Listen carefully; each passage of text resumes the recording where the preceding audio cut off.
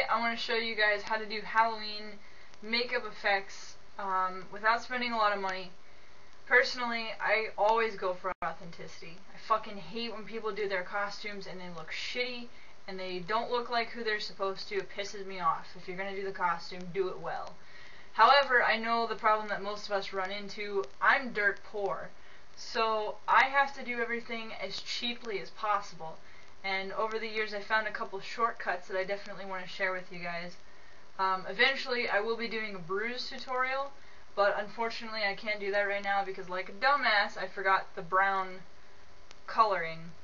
So today I'm just going to show you guys how to make blood and also how to make wounds, how to make facial wounds. So we'll go ahead and we'll start off with the blood. Now, this is extremely simple. Like, it shouldn't even be this simple, but it is. The only two things that you need to make convincing blood are chocolate syrup and red food coloring. That's it. And it's as simple as pouring the red food coloring into the chocolate syrup. You can see I just bought this. I haven't even opened these yet. This cost me about, like, $4 to get these two things. So, definitely chocolate syrup. Be really careful when you're doing this because it's red food coloring. It's going to dye anything that it lands on, so just be really careful when you're pouring it into your chocolate syrup. And I know this seems really obvious, but I know a lot of you dumbasses out there. Don't wear clothing that you plan on wearing again when you make this recipe, because red food coloring stains everything. So make sure that you're using whatever clothes you're using, you're not going to be wearing them again. Like, it's just for your costume. Okay, so yep, just pour the entire bottle in there. Try and get one of these big bottles of red food coloring. I know they come in like smaller sizes. This is 1 fluid ounce. So if you can get one that size, it's perfect. And then just cap the chocolate syrup and shake it up a bunch. I'm doing this in the bathroom because I don't want to get mess everywhere. So, and I couldn't. Usually I tape my camera to the mirror, but I forgot my masking tape, so I'm literally sitting on the toilet. You guys are seeing me at the top of my game today. Alright. That's it. That's blood. You can see it. You can pour it straight out of the bottle. It's got that nice, perfect, like, consistency, color. It's a dark red, not that fake bright red. No one bleeds bright red unless you hit a pretty little artery. But yeah, you can see the color of it. It's absolutely perfect. I love this. The only thing that you're going to have to worry about if you're actually using this for a costume for like the whole night or something is you're going to be extremely sticky.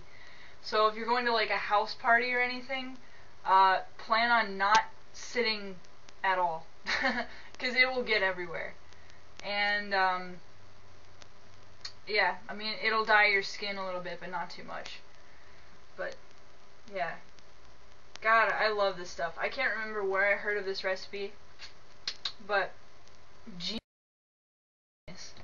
the second part of this is how to make flesh wounds. This is also really, really easy. It is toilet paper, which I'm conveniently sitting next to, and Elmer's glue. I recommend. I use this hair glue because I happen to have it, and I don't want to go out and buy Elmer's, but it costs what? It's really not much more than $1. This stuff is the same consistency, so I just use this anyway. Alright. Doesn't matter what kind of toilet paper you have. It doesn't matter if it has a pattern on it. Whatever. It really doesn't matter at all. So, what you're going to do is take your toilet paper and kind of like rip it into little strips, or if you want a smaller one, you can rip it into cubes. That can be like a bullet wound. Pretty sweet. Alright, then the next thing you're going to do is take your glue, excuse me, and just get a little bit on your finger, didn't need that much, but whatever. Okay, and just put it wherever you're gonna have your wound. That's where you want to have the glue. Okay. There we go. Then just stick the toilet paper on. Right? And bunch it up as much as you can. There we go. And then just like rip off any excess stuff. Make sure it's sticking there pretty well.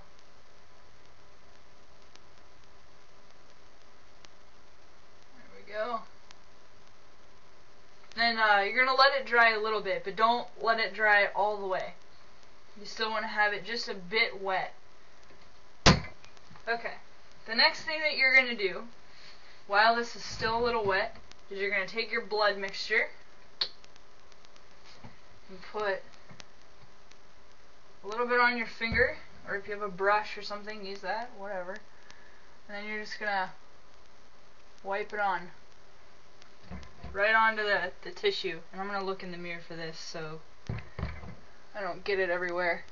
Make sure that when you're doing this though, you get it everywhere, because some of the toilet paper is going to come up a bit, and you don't want any like pieces of white showing. And also, if you can, make sure to do this over a sink, because it does drip, and you know, you don't want it on your clothes or anything. Unless you do, then fucking go ahead.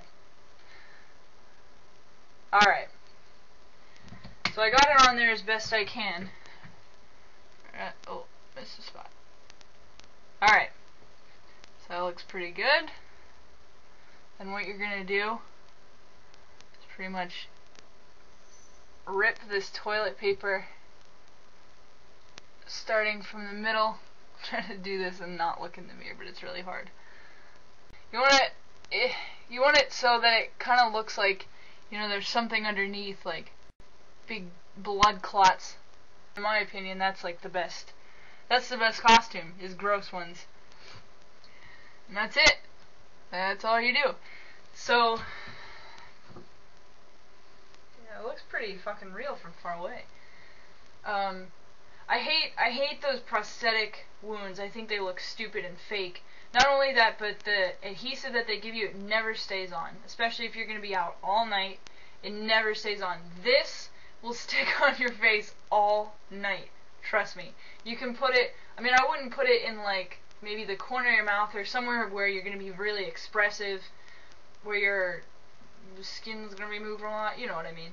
Like, don't put it in places like that, because I think that it would come off a lot easier. But, I mean, if you're doing a bullet wound to the forehead, maybe some like cheek wounds, nose, eyebrow, I don't think that'd be too bad. You can even do, I've not done this yet, but I think it'd be really cool if somebody wants to do this and incorporate it into their costume and send me a picture. I'd be really happy.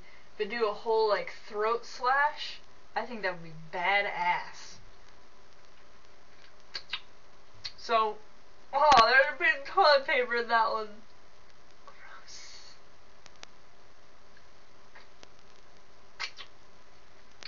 So that's my tutorial.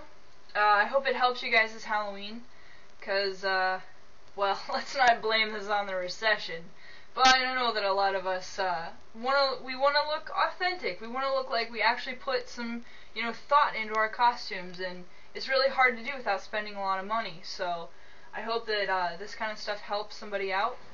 Yeah, if you use any of the stuff that I told you about, send me pictures, send me videos.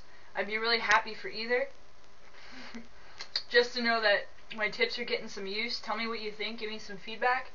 And for those of you who want to subscribe, I've never really promised too much to my subscribers before. I'm kind of off and on with the whole video thing. But I'm definitely going to be doing a pretty sweet Halloween video, and I don't want to give it away yet. But let's just say that for my Halloween costume this year, I actually got my hair cut to look like the character that I'm dressing up as, and it's gonna be fucking awesome.